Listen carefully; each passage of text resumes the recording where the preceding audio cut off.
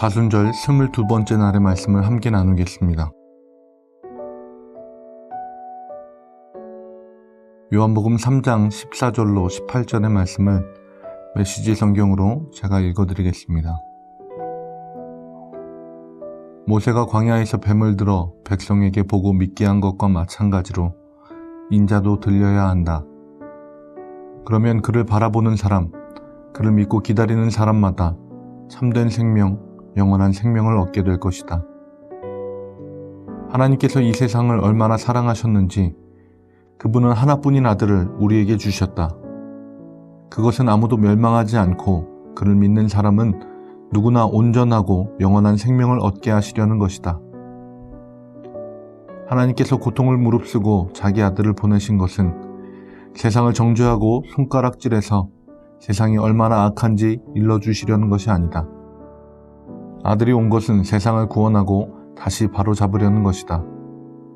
누구든지 아들을 신뢰하는 사람은 죄를 용서받지만 아들을 신뢰하지 않는 사람은 이미 오래전에 사형 선고를 받았으면서도 그것을 모르는 사람이다. 하나뿐인 하나님의 아들을 알고도 그가 믿지 않았기 때문이다. 아멘. 우리에게 너무나 익숙하고 암송하는 찬양도 잘 알고 있는 성경 구절이 여기에 나옵니다. 요한복음 3장 16절이지요. 하나님이 세상을 이처럼 사랑하사 독생자를 주셨으니 이는 저를 믿는 자마다 멸망치 않고 영생을 얻게 하려 하심이라. 요한이 말하고자 하는 것은 하나님의 아들을 보내신 이유와 목적은 아들로 인해 세상이 구원을 받을 수 있도록 하기 위해서다라는 것입니다. 죄를 향한 하나님의 진노는 하나님의 사랑의 한 측면입니다. 죄 가운데 살고 있는 우리를 보며 노하지 않으신다면, 그대로 놔두시고 어떤 감정도 갖지 않는다면 그것은 우리를 사랑하지 않는 것입니다. 그리고 유일하고 특별한 아들을 보내신 것도 악의 문제를 처리하기로 결심하신 하나님의 사랑입니다.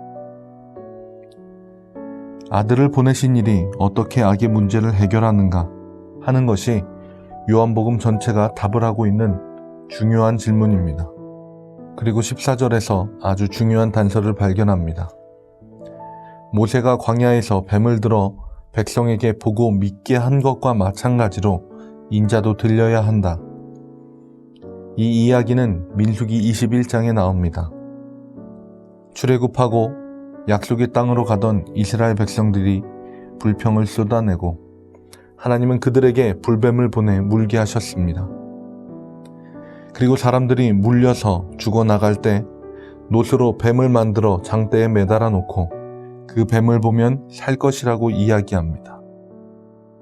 예수님이 십자가에 달리신 것, 놋뱀이 장대에 달린 것, 이것이 어떻게 작용하고 효과를 발휘하는지 요한복음과 민수기 그 어디에서도 분명히 설명하지는 않습니다. 하지만 죽음의 문턱에 이른 이들에게 하나님이 치료제를 주셨다는 사실은 분명합니다.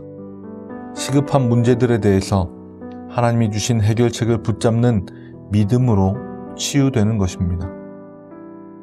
오늘 말씀에서도 반복적으로 이야기합니다. 그를 바라보는 사람, 그를 믿고 기다리는 사람, 그를 믿는 사람, 아들을 신뢰하는 사람, 계속해서 반복하며 강조해서 이야기합니다. 사순절의 여정을 지나는 동안 우리는 예수님의 뒤를 따라가며 또한 그 여정의 목적지에서 예수님이 높이 들려있는 것을 보게 될 것입니다. 그리고 예수님이 높이 들려있는 그 모습은 우리를 살리기 위한 하나님의 지극한 사랑의 표현임을 잊지 말아야 합니다. 사람들은 빛보다 어둠을 더 사랑하고 빛으로 나오기를 원치 않습니다. 어둠 속에서는 자기가 드러나지 않을 것이라 생각하고 점점 더 깊은 어둠 속으로 자신을 숨깁니다. 하지만 하나님은 우리를 향해 다시 한번 손을 내미십니다. 빛으로 나아오라고, 빛이 눈부시면 십자가 그늘에라도 와서 있으라고. 하나님이 이렇게까지 세상을 사랑하셨습니다. 오늘도 우리는 그 사랑으로 삽니다. 오늘도 그 사랑이 우리를 살게 합니다. 사순절의 여정을 그 사랑이 이끌어 가십니다. 기도하겠습니다. 주님, 사랑합니다.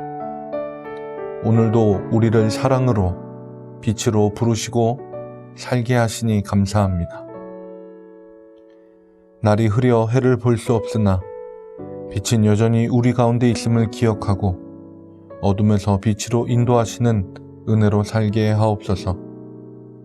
예수님의 이름으로 기도합니다. 아멘.